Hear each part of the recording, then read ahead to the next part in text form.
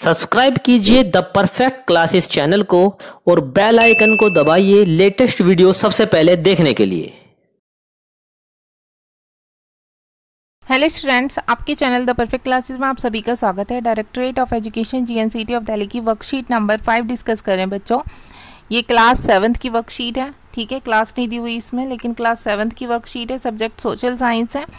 4 अगस्त 2021 की वर्कशीट है। टॉपिक है एनवायरनमेंट।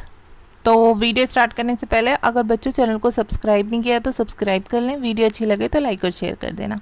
तो देखते हैं worksheet. After the long vacation when Ravi started going to school again, he noticed that the only playground next to his school was dug up. लंबी छुट्टियों के बाद जब रवि स्कूल जा रहा था तब उसने देखा कि उसके स्कूल के पास एक खेल का मैदान था जिसमें कि खुदाई हो गई थी। People said that a huge building with many flats will be constructed there. लोगों ने बताया कि यहाँ पर बहुत सारे फ्लैट्स बनेंगे, ठीक है।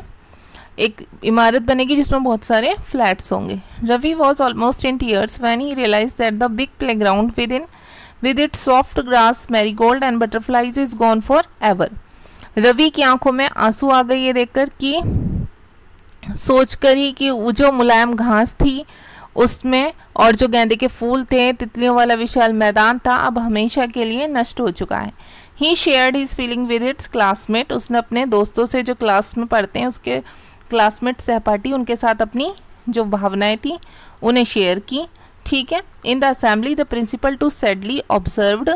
और मॉर्निंग में जो असेंबली होती है स्कूल में, उसमें असेंबली में उनके जो प्रिंसिपल थे उन्होंने भी बड़ी उदासी से कहा, see how our environment is changing, कि देखो कैसा हमारा पर्यावरण बदल रहा है।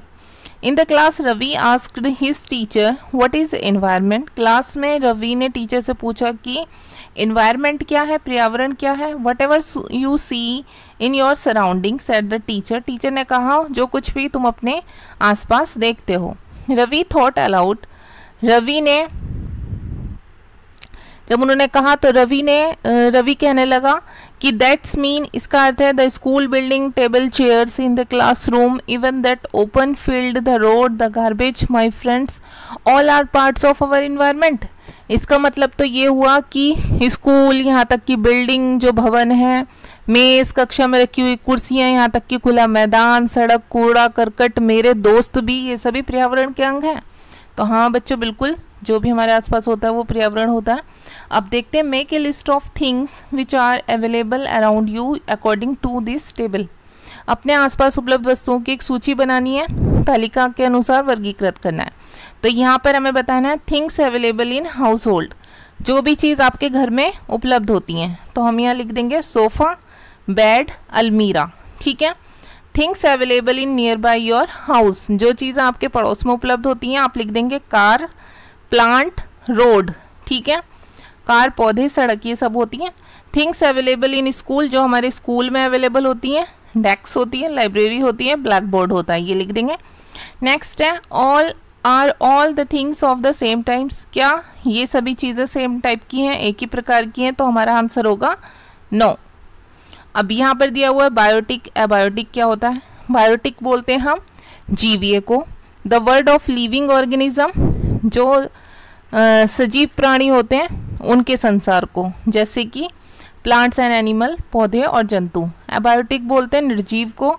The word of non living, abiotic बोलते हैं बच्चों अजीवीय को, मतलब अजीवीय जो निर्जीव पदार्थों का संसार होता है, जैसे कि एक एग्जाम्पल दिया हुआ है लैंड, भूमि।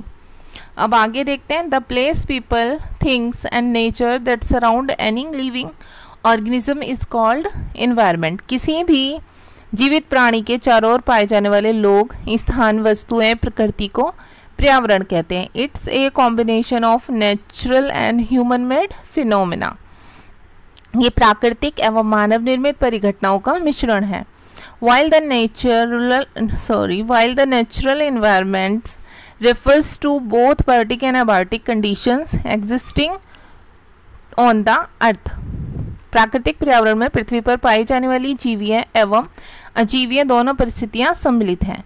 अब देखिए, नेचुरल एनवायरनमेंट जो होता है प्राकृतिक पर्यावरण, इसमें क्या क्या आ जाता है? लिथोस्फेयर, स्थलमंडल, बायोस्फेयर आ जाता है, जैव मंडल, एटमॉस्फेयर, वायुमंडल, और हाइड्रोस्फीयर जलमंडल। लिथोस्फीयर के बारे में पढ़ते हैं। Lithosphere is the solid crust और the hard top layer of the earth. पृथ्वी की ठोस परपटी या कठोर ऊपरी परत को लिथोस्फीयर कहते हैं, स्थलमंडल कहते हैं। It is made up of rocks and mineral and covered by thin layer of soil. ये चट्टानों खनिजों का बना होता है, ठीक है, चट्टानों और खनिजों का, एवं मिट्टी की पतली परत से ढका होता है। It is an irregular surface which various landforms such as mountain, plateaus, plains, valleys etcetera.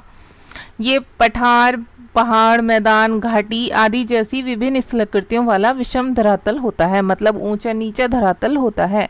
Landforms are formed over the continents and also on the ocean floors. अच्छा, ये कह रहे हैं कि ये स्थलाकृतियाँ महाद्वीपों के अलावा महासागरों की सतह पर भी पाई जाती हैं। Lithosphere is the domain that provides us forest, grasslands for grazing, land for agriculture and human settlements. स्थलमंडल वे क्षेत्र है जो हमें वन, कृषि एवं मानव बस्तियों के लिए भूमि, पशुओं को चरने के लिए घास स्थल प्रदान करता है। It's also a source of mineral wealth. ये खनिज संपदा का भी स्रोत है। अब क्वेश्चन देखते हैं, बस 2 ही क्वेश्चन है। क्वेश्चन नंबर 1 है, mention any one example of biotic resource. जो बायोटिक रिसोर्स होते हैं, जैव संसाधन, उसका एक एग्जांपल लिखना था, तो आप 2 लिख दीजिए, प्लांट्स एंड एनिमल, पौधे और जीव जंतु। क्वेश्चन नंबर 2 है, define lithosphere in your own words. आपको स्थलमंडल को अपने शब्दों में बताना है, तो आप यहाँ से लिखेंगे, यहाँ से बच्चों लिथोस्फीयर, यहाँ से लिखेंगे lithosphere is the solid crust और the hard top layer of the earth. पृथ्वी की ठोस परपटी या कठोर ऊपरी परत को स्थलमंडल कहते हैं। It is made up of rocks and mineral and covered by thin layer of soil. यहाँ तक लिख लेंगे, सॉइल तक, ठीक है। यह चट्टानों में खनिजों से बना होता है और मिट्टी की पतली परत से ढका होता है। तो बच्चा, आपकी वर्कशीट कंप्लीट हो गई। मिलते हैं नेक्स्ट वीडियो में। Okay, thanks for watching.